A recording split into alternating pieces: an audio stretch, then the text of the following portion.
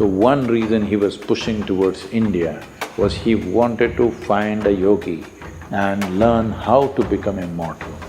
And they told Alexander that we found the man, but he's not willing to come.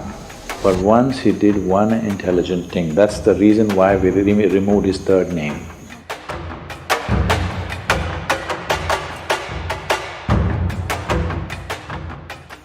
See, Alexander, in our history textbooks, school textbooks, they said Alexander the Great. They only got the first name, the middle name, they missed out the last name. His name was Alexander the Great Idiot. But because it was too long, somebody left out the last name.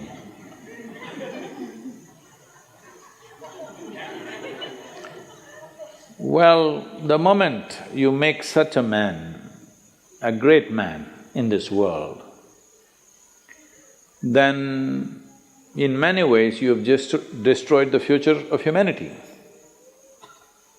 Because from the age of 16, I think he died around 32 or 33, all he did was kill, kill and kill, without purpose. Going to new places and killing, going to new places and killing, saying, I have conquered this, I have conquered that. And he had gathered a band of young people from his native place who traveled with him to fight with him. Periodically, he executed one of them, just accusing them of something. You know, always somebody would be betraying a tyrant like that, and the tyrant is always fearful that somebody may plot against him. So, something they will discover and say, he did it, and the public execution of him will happen. He was very close to you, he traveled with you, everything, but you just kill him so that everybody else is in line. Periodically, he killed one of those people who are very close to him, just to set an example. This is the kind of man he is. He is death all the time, but he doesn't want to die. He wants everybody to die, but he doesn't want to die.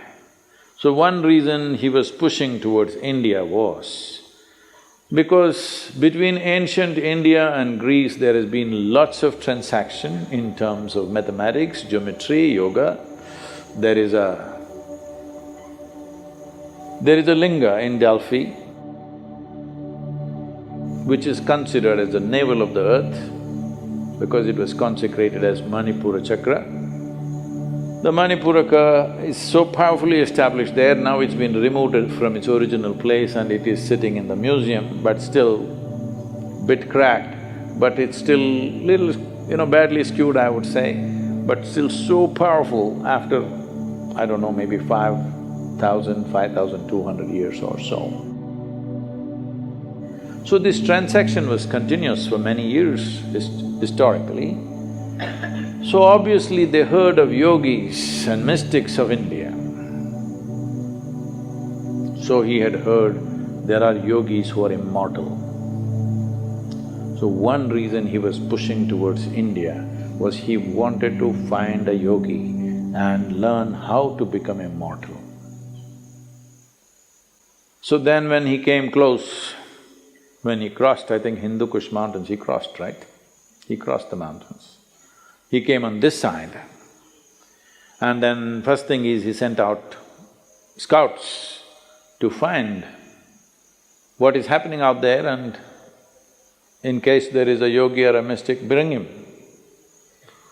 So they were looking out and then they saw a yogi sitting under a tree with just a loincloth, bare-bodied, blissed out. They went and looked at him and he said, hey, you come with us, our Sikandar wants you. If you do not know this, even today in Afghanistan, many people take this name Iskandar or Sikandar. The original word for this is The root word for this came from Skanda. Skanda is Shiva's son, what we call as Muruga in Tamil Nadu. Because Skanda was such a great warrior, so this word traveled. Anybody who was a great warrior became Skanda, Iskanda. Skanda, Iskanda, Sikandar, transformation happened to the word. So they said, "Yogi, come." The yogi laughed and said, "I'm not going anywhere. I'm right here."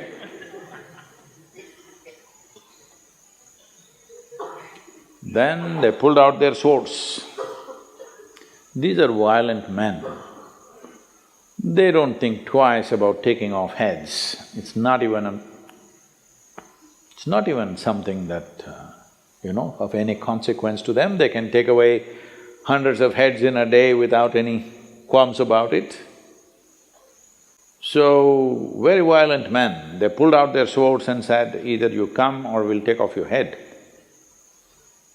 The yogi said, "See, I'm sitting here like this because everything that I have to do has been done. You want to take my head, you take it, but you will not get my wisdom or my intelligence. If you take my head, you can take it, you want." Then they looked at each other, that's all. See, they had never seen a man who not terrorized by the swords that they pull out, because they're not pulling out in bare, empty threat. They can take off heads, they're very good at it. They had never seen a man who's not terrorized, he's saying, "Okay, take my head." I thought, "Oh, this guy must be really immortal." If somebody says, "Okay, take my head," he must be immortal. Then they tried to coax him, "Please come." He said, "No, if he wants, let him come. He wants to know about immortality, let him come." Then they said, "Oh, he knows about it, so let's not damage him in any way." And they went back and they told Alexander that we found the man, but he's not willing to come. So he is not a home teacher, you have to go to him, he's a school. So he himself came. So Alexander sat on his horse and with great authority you spoke. "It seems you know about immortality, I want to know about it."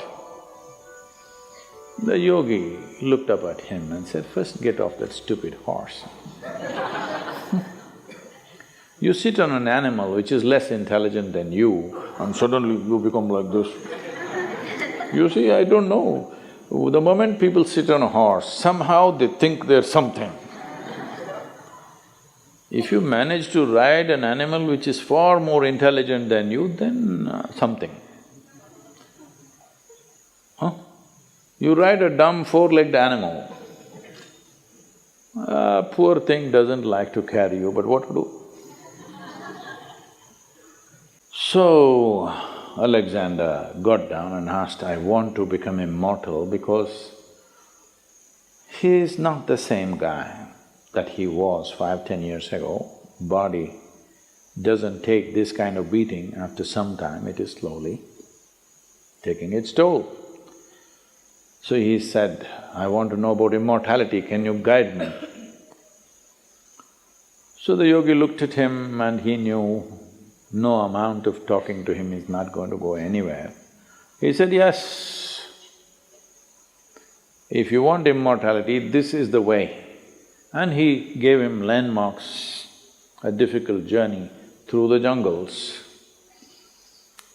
All these landmarks you follow, there you will find a small cave. Within that cave, there is a crystal clear pool of water. You drink a handful of water, you will become immortal. So he started out with his soldiers. Then as he followed, after 3 days, all these landmarks were coming true as it has been described. Then he looked at these 5–6 soldiers who were with him if these guys also drink, if they become immortal, then how to deal with them? Because all your life you dealt with everything with the putting the fear of death into people. Now if these 5-6 soldiers drink that water and they also become immortal, this is going to be a disaster, no control. 5 immortal people on the planet, not good. Just, I am immortal, this is good. So he said, you stay here. He left them for the last leg of the journey and he went by himself.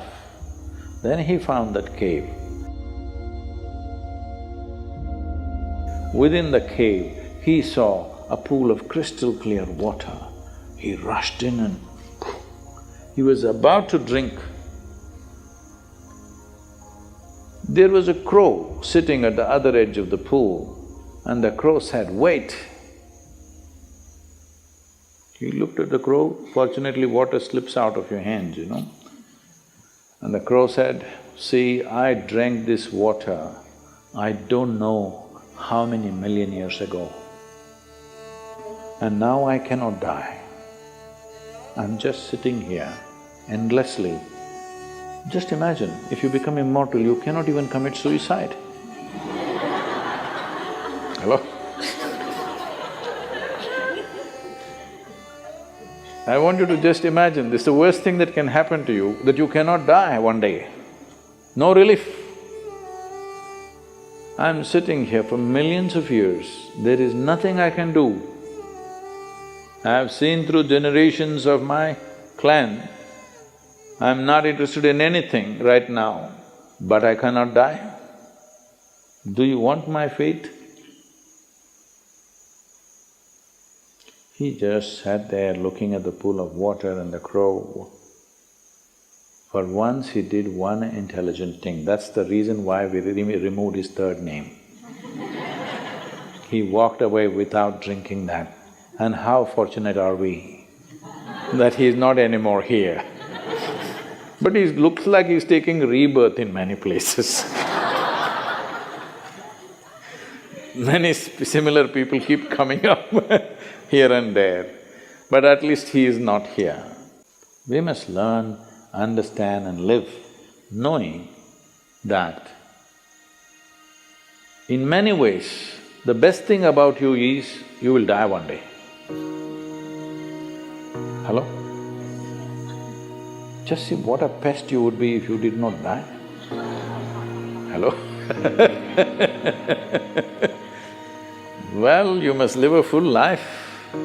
Whatever is the fullest potential, you must live that. But you must die when it's time, isn't it? Huh? So, if you say death is negative, then what is positive? Immortality? That is the most idiotic thing you can do. Even an idiot like Alexander had the intelligence not to drink that water. So, it is very important to understand yoga is not about eternal life. Yoga is about sensible life.